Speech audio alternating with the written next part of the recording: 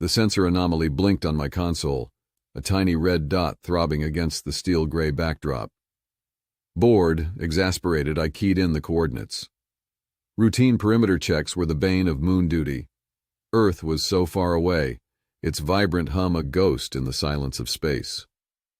The anomaly was near the edge of our base's explored zone, a stretch of lunar dust we'd deemed worthless. Stupid little human curiosity, I grumbled. I suited up, grabbed my geological hammer, and headed out.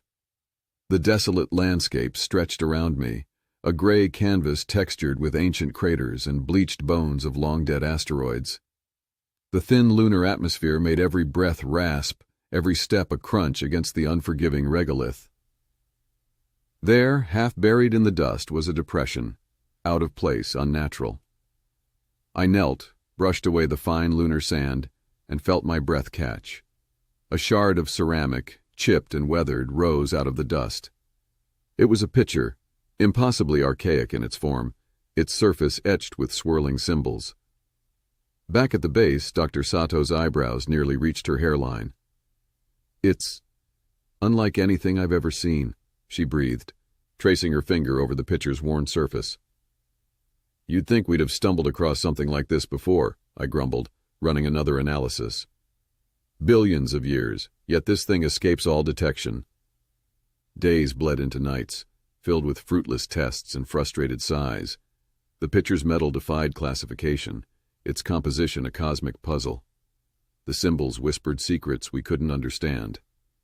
One night, Lena woke up in a sweat, her eyes wide. "Jim, I dreamt.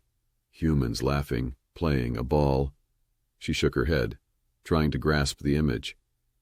There was a picture, an old one, like this, and a sense of dread, cold and unfamiliar, crept up my spine. We were on a razor's edge, peering into an abyss we couldn't comprehend. That night, as I studied the picture, bathed in the pale luminescence of the base's emergency lights, a warmth began to emanate from it. A soft hum vibrated through the room, a pulsating thrum that seemed to seep into my bones.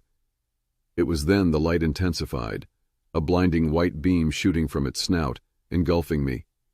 My vision swam, my thoughts fractured. And then, there it was, a single word, burning into my mind. Again. I shut the airlock. The bleakness of the lunar landscape pressed against the viewport, a tangible reminder of the isolation. Again. I didn't know what it meant, but I knew this much. This wasn't about science anymore. This was something else entirely. Something cosmic, something unsettling. Something that reminded me of a lost humanity, a childhood long forgotten. And I, perhaps foolishly, wanted nothing more than to forget.